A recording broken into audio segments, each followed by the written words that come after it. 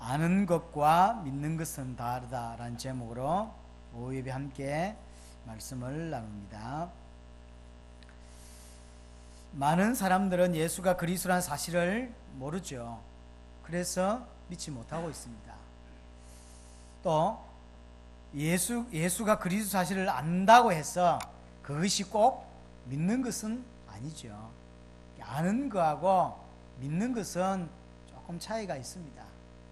올바른 믿음을 저와 여러분들이 말씀을 듣는 중에 깨달아야 될 것이고, 성경에서 말하는 그 믿음을 저와 여러분들이 가져야 될 것이고, 이 믿음은 정확한 복음을 듣는 중에 계시되기 때문에 말씀 듣는 것이 굉장히 중요합니다.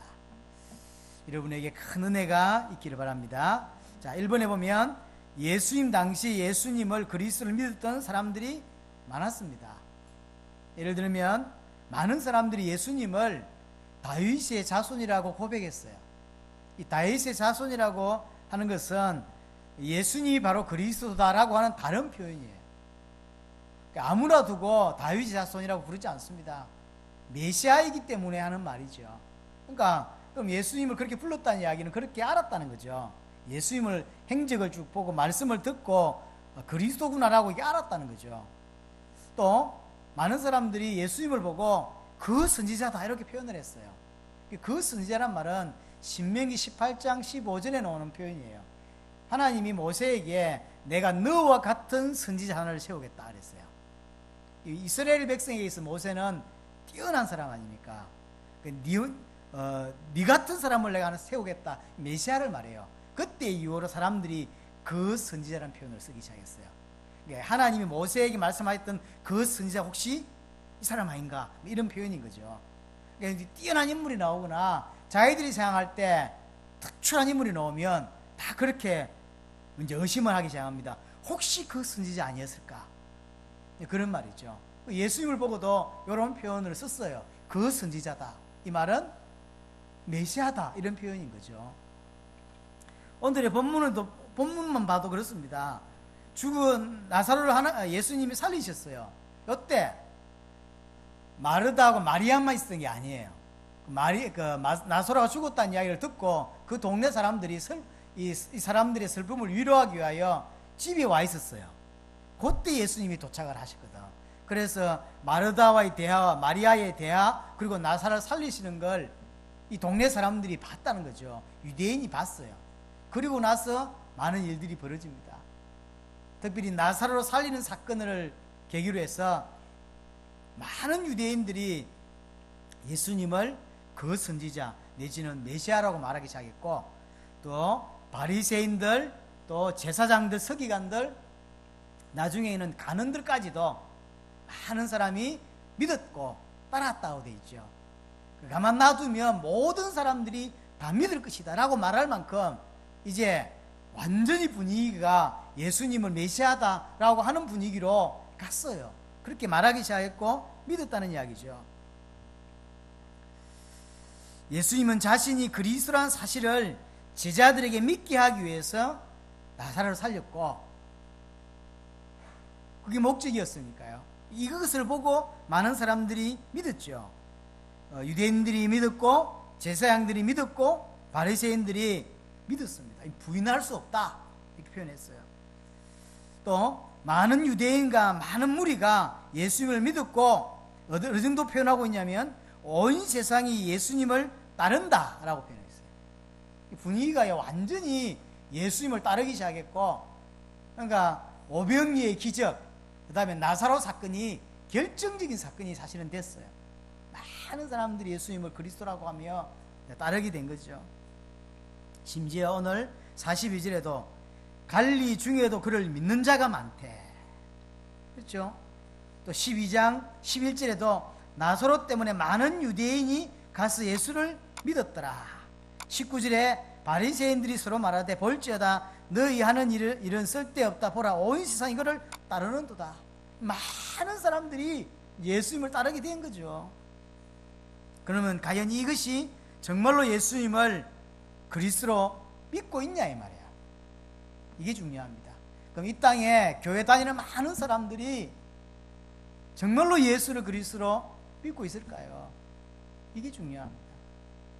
굳이 우리가 이것을 나누어야 되고 이것을 예배 속에서 함께 말씀을 보고 인도받아야 되는 이유는 이 땅의 믿음의 문제입니다.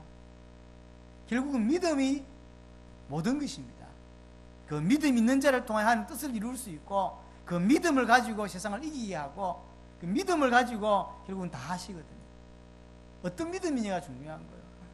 얼마나 교회가 많고 얼마나 성도가 많습니까? 그러니까 정말로 성경에서 말하는 대로 믿고 있냐 이 말이죠. 여러분에게 정말 은혜가 있어야 합니다. 무엇이 가치 있고 무엇이 중요하고 어디에 생을 들여야 되는지 깊이 있게 답 나와야 됩니다. 본인 모르게 자꾸 복음을 거부하는 것들이 있을 수 있다니까요. 정확하게 성경에, 그러니까 배운 대로 믿지 말고 이렇게 교리대로 믿지 말고 정말로 하나님께서 주시는 말씀을 들으시고 진짜로 성경에서 말하는 예수를 그리스도로 믿는, 오늘 유대인처럼 바리새인처럼 서기관처럼 그렇게 믿지 말고 성경은 이 사람들하고 믿었다고 말했다니까요. 믿었어요. 그래서 따랐다니까. 생을, 어떤 사람들은 생도 그렇겠죠. 그런데 자기의 영광을 하나님의 영광보다 더 사랑했다니까요. 그것은 믿음이 아닙니다. 그냥 아는 거죠. 아는 것은 믿는 것과 달라요. 여러분들의 믿음을 다시 정립해야 되고 다시 복음서로 들어가야 되고, 그러니까 나를 정말로 하나님의 사람으로 만들어 가야 합니다. 그것 때문에 말씀 듣게 하는 겁니다. 그렇죠? 그것 때문에 말씀 듣게 하는 거예요. 성경에서 믿었다는 표현이 많습니다. 그러나 이 믿음이 성경의 믿음이냐는 것은 생각해 봐야 되는 부분이죠. 나중에 이 대부분의 사람들은 예수님이 십자가 사건 때 딱 부인하고 도망갔다니까요. 부인하고, 물론 자기가 연약했기 때문에 도망간 사람도 있어요. 베드로 같은 사람은, 베드로는 정말로 믿었어요. 그러나 너무 겁이 나니까 부인을 했죠. 이 사람하고 안 믿기 때문에 부인하는 사람은 다릅니다. 90%는 안 믿고 부인하고 갔다니까요. 여러분이 인생에 연약하기 때문에 또는 너무너무 믿음이 약하기 때문에 그럴 수 있어요. 그러나 정말로 안 믿는다면 바꿔야죠. 또 그 믿음이 약한 사람이라면 계속 복음을 들으면서 성장해야 합니다. 언제까지 어린아이로, 언제까지 하나님의 깊이 있는 메시지를 이해할 수 없는 수준에 머물러 있으면, 언제까지 종교인의 수준 이상을 못 넘어서고 정말로 세계복음의 문이 활짝 열려 있는데 거기에 마음을 담지 못하는 사람으로 있을 수는 없습니다. 하나님 우리를 처음부터 부르셨고 이 중요한 자리에 앉게 하셨어요. 가치를 알아야 됩니다. 사실은 제가 제일 이렇게 마음이 아픈 것은 부흥되지 않는 게 아닙니다. 얼마 되지 않는 이 숫자에 그 얼마 되지 않는 사람들 중에서도 사실은 깊이 있게 복음을 받아들이지 못하는 사람들 때문에 마음이 아프고 너무나 안타깝습니다. 교회가 커야 하나님의 일을 하는 게 아니에요. 우리 주위에 큰 교회 많습니다. 전 세계에서 가장 큰 교회, 저 여의도에 있잖아요. 그 교회 세계복음을 합니까? 또 할 수 있습니까? 미래에? 할 수 없어요. 그런 교회 100개를 세워도 결국 하나님도 못 이룹니다. 물론 사이드 일은 할 수 있어요. 결국은 무너집니다.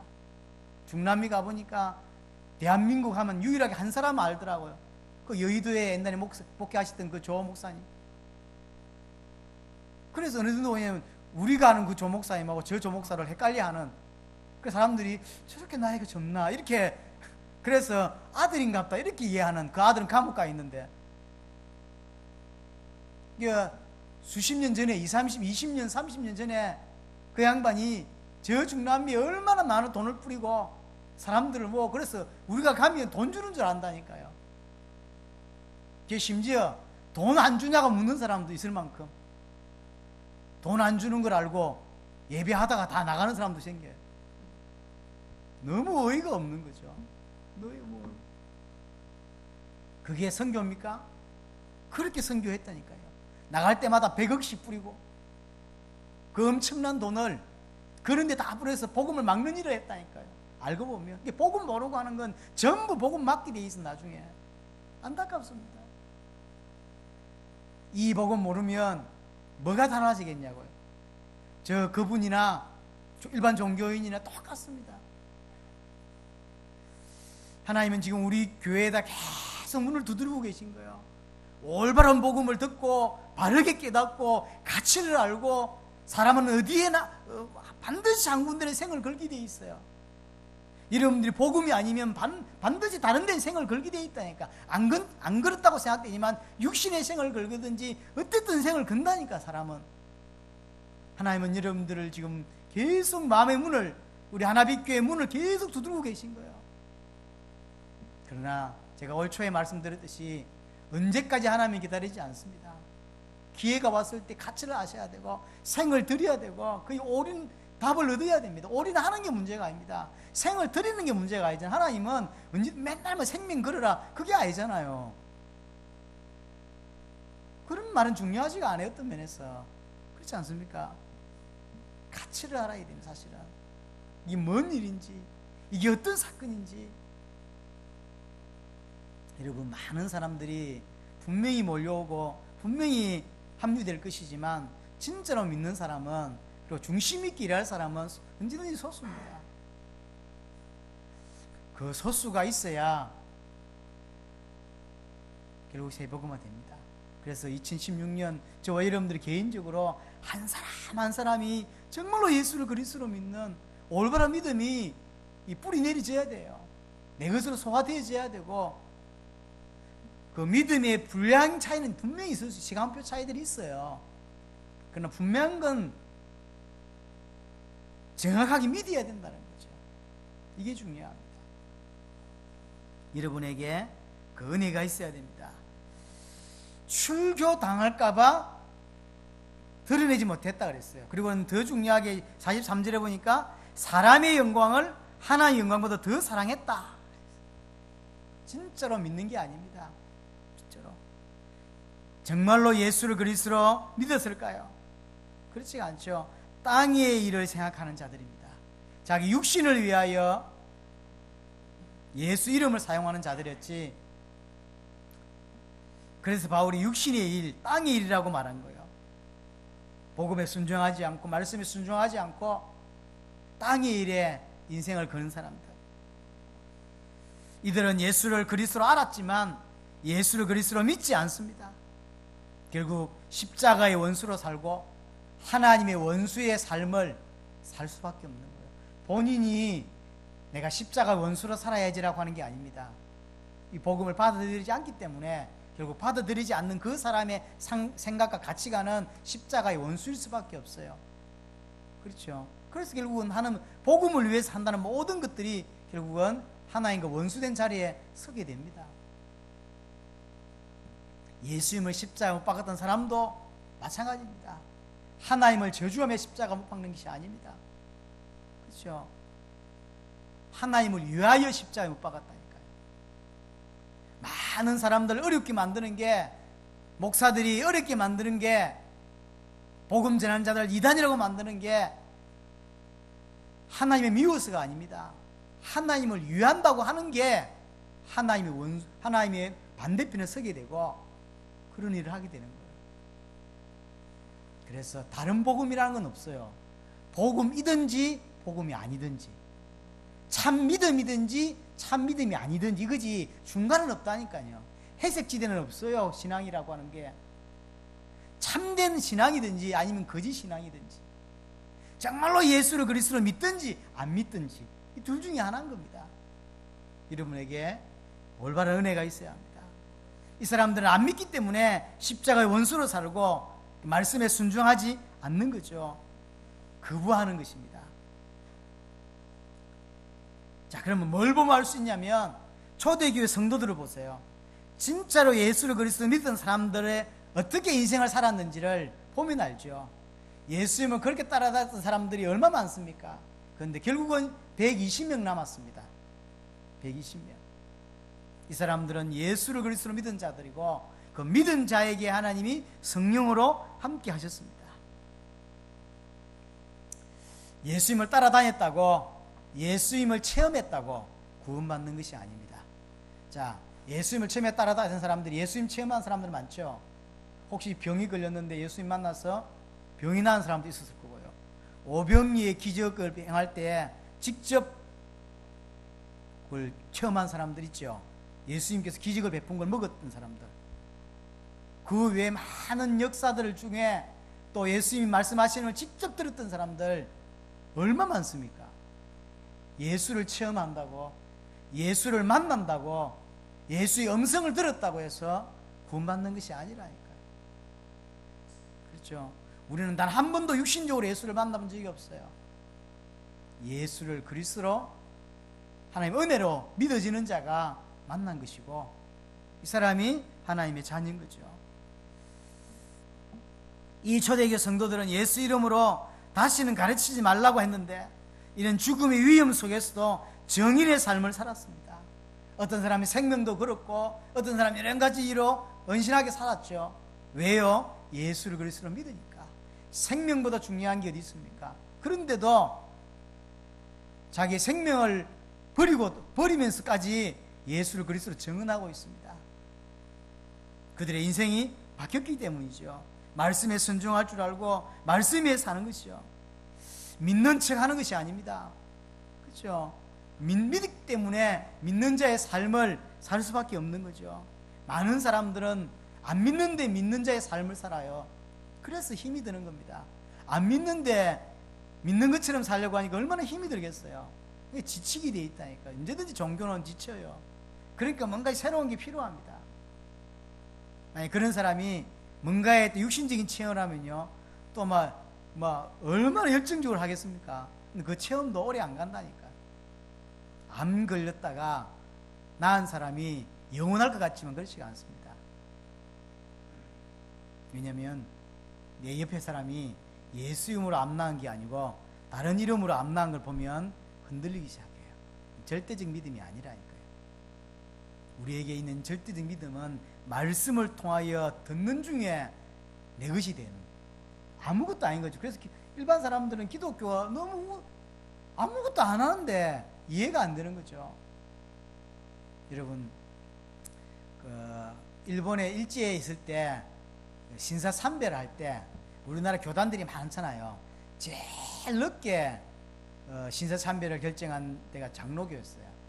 일본에서 왜 그러면 장로교를 제일 늦게 했냐면, 장로교가 제일 우습게 봤기 때문에. 처음에 맨날 싸우거든. 장로교는 잘 싸워요. 그래서 저것들을 한 방에 무너뜨릴 수 있다고 생각해요. 그래서 나머지 아주 체험적인 팀들 있죠. 하나님을 위해서 열정적인 사람들, 그래서 이제 순복음교통이라든지 이런 팀들을 먼저 쳤어요. 근데 의외로요, 체험했다는 사람들이 제일 먼저 오순절 계통이라든지 감리교 계통의 침례교 계통 출신들이 다 우상숭배를 먼저 했어요. 근데 제일 골치 아팠던 게 장로교라. 이것들은 맨날 싸우더니요, 갑자기 이게 신사 참배하자니까 대들기 시작하는 거예요. 이것들이 제일 그냥 처리하면 다 빨리 처리될 줄 알았는데 제일 예를 먹이네.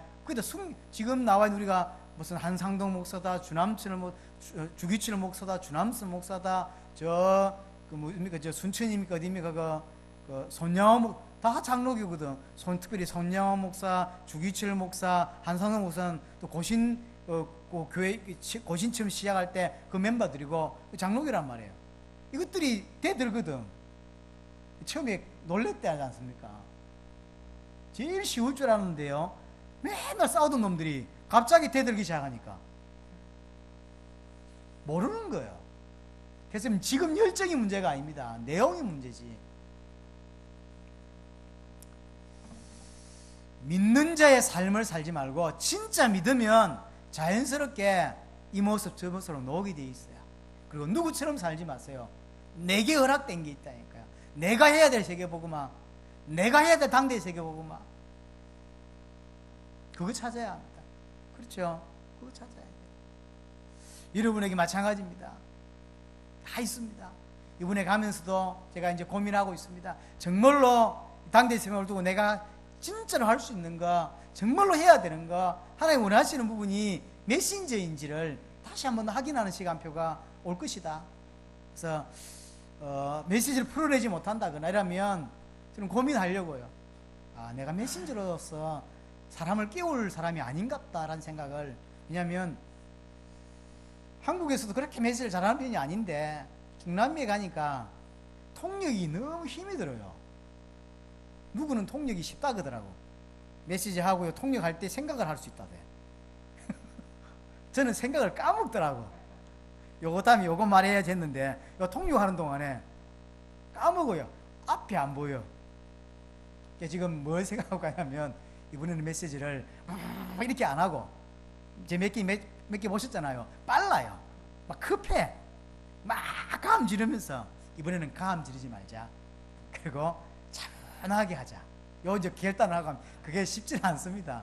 어쨌든 조목사하고도 이야기하고 하면서 반드시 메신저는 풀어내야 될 일인 거예요. 만약 그게 계속 부담이 되고요, 그런 사람들 앞에 서는데 30명, 어떤 때는 150명, 200명, 지금까지는 그래도 몇백 명 앞에 서봤습니다. 근데 앞으로 몇천 명이라든지 수만 명 사람 앞에 섰을 때 전혀 떨리지 않고 자유롭게 메시지 할 수 있어야 전 세계를 깨우는 역할을 할 수 있다 하는 생각을 개인적으로 하고 있습니다. 그런데 그렇게 해내지 못하고 여전히 힘들어하고, 그렇다면 나는 고민해야 된다는 생각을 계속 하고 있어요. 내가 메신저는 맞지만 저 중남미를 다니면서 메시지 해야 될 메신저인지 고민해야 된다는 생각을 많이 하고 있습니다. 지금까지는 나쁘지 않다는 인도를 받았습니다. 많은 같이 가는 한국 팀들도 많은 은혜를 받고 계시고 또 현지에 있는 목사님들도 또 성도들도 많이 은혜를 받습니다. 그리고 중간중간에 내기 맡겨졌을 때 중간에 처음에는 주어진 메시지만 하죠. 예를 들어 파나마 할 때 사람이 돌아가면서 메시지 할 거 아닙니까? 전체를 조목사가 생각하면서 첫날은 누구하고 둘째 날은 누구 이렇게 합니다. 근데 2번을 맡긴 적이 있어요. 요 지역은 누가, 요 지역은 누가, 알아서 생각을 다 하고 전체를 인도하는 2번을 제가 해봤는데, 그 중에 그래도 나쁘지 않게 인도를 받았고요. 또 나름 큰 제자들은 아니지만 사람도 찾아줬고, 또 그 찾은 사람들에게 방향도 제시하는 부분에 있어서 뭐 합격점이라고는 좀 그렇지만 그래도 괜찮게 하나님 은혜를 주신 부분들이 있습니다. 감사하게. 여기서 메시지 하는 거하고 또 저기서 메시지 할 때가 확실히 다를 때가 많이 있어요. 이번에 가면서 또 한 번 그런 부분을 들고 갑니다. 개인적으로 이번엔 반드시 이런 안 떨릴 수 없지만 이런 부분을 차분하게 풀어낼 수 있고 해야 된다. 왜냐하면 메시지하러 갔잖아요. 메시지하러 갔는데 메시지 잘 못 해낸다면 그날 컨디션에 따라서 메시지를 못 할 수도 있지만 이것이 너무 큰 부담이 되지고 못 해낸다면, 해야 될 말을 못 한다면 메신저는 아닌 거죠. 그래서 이번에도 그 부분을 많이 마음에 염두에 두고 있습니다. 이번에도 아주 할 수 있다면 가장 편안하게, 그리고 해야 될 이야기를 할 수 있는 그런 은혜를 달라고 기도하고 있고, 이번에 기점으로 앞으로 계속 중남미를 내가 메신저로 갈 것인지 아닌지를 좀 고민하려고 합니다. 마찬가지입니다. 여러분들은 어떻게 인생을 복음 앞에 살고 싶습니까? 하나님 살기를 어떤 모습을 원하신다고 생각합니까? 계속 고민하셔야 돼요. 내게 허락된 당세복이 뭘까? 무엇을 하며 사는 것이 이게 어렵지 않습니다. 단순히 헌금을 많이 하고 단순히 이런 게 아닙니다. 분명히 여러분들이 몫이 있습니다. 그렇죠? 그 부분을 반드시 찾으셔야 되고 그 일을 하셔야 됩니다. 그게 나의 당세복입니다.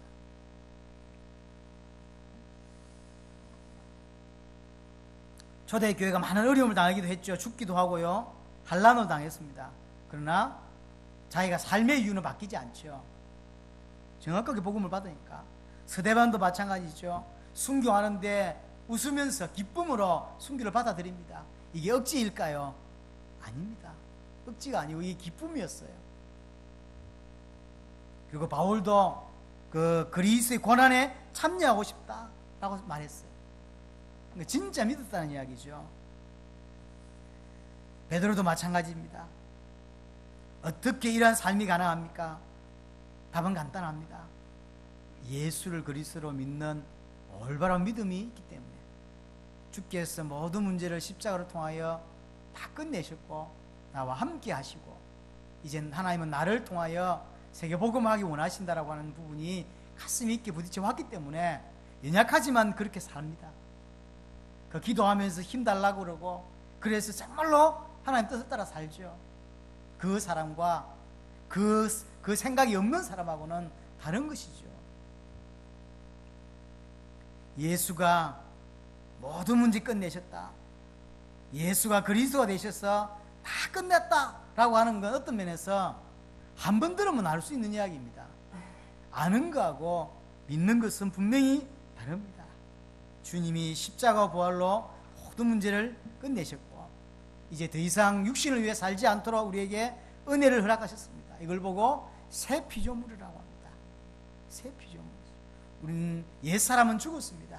세상에 대하여 죽고 육신에 대하여 죽고 야망에 대하여 죽고 세상 기준에 대하여 죽었습니다. 우리는 하나님 앞에 살고 하나님 안에서 살아나는 자입니다. 언약 붙잡아야 될 것이고 언약 가지고 살아야 됩니다. 더 이상 먹고 사는 것 때문에 육신의 것이 우리의 목표가 되거나 목적이 되지 않습니다. 남은 인생 주와 복음을 위해 살죠. 언약 성취를 위해 살고 세계 복음화를 위해 살고 주의 재림을 위하여 삽니다. 물론 이렇게 거창하게 말하지 않는다 할지라도 실제는 그렇다 이 말이에요. 그게 우리의 믿음이어야만 됩니다. 그래서 정말로 예수를 그리스도로 믿는지 안 믿는지는 처음은 모릅니다. 그러나 시간 지나보면 알죠. 왜냐하면 믿기 때문에 믿는 자의 삶이 자연스럽게 나오죠. 사람은 오래 두고 봐야 합니다. 모르는 거예요. 두고 보면 압니다. 이 사람이 정말로 믿는지. 못된 열매 맺는 좋은 나무가 없고 좋은 열매 맺는 못된 나무가 없다고 성경은 이야기합니다. 당세복의 열매를 왜 맺었냐면 그 믿음을 가지고 있기 때문이고 어째서 성경의 삶을 사냐면 성경의 믿음을 가지고 있기 때문인 것입니다. 여러분에게 올바른 믿음이 회복되길 바랍니다. 아는 것과 믿는 것은 끝났습니다. 아는 것과 믿는 것은 다릅니다. 예수님께서 그리스도가 되셔서 십자가와 부활로 모든 문제를 끝내시고 지금 나와 함께 하십니다. 이제 주님을 위하여 남은 인생 복음을 위하여 살기를 원하시는 거죠. 그 시작이 뭐냐면 믿음이라는 거예요. 예수를 그리스도로 믿는 믿음이에요. 그 믿음이 여러분에게 깊이 있게 전달되고 나를 살리고 여러분 미래가 바뀔 수밖에 없는 은혜가 있기를 바랍니다. 말씀 붙잡고 통성으로 기도드립니다. 살아계신 하나님 아버지, 오늘도 말씀 주신 것을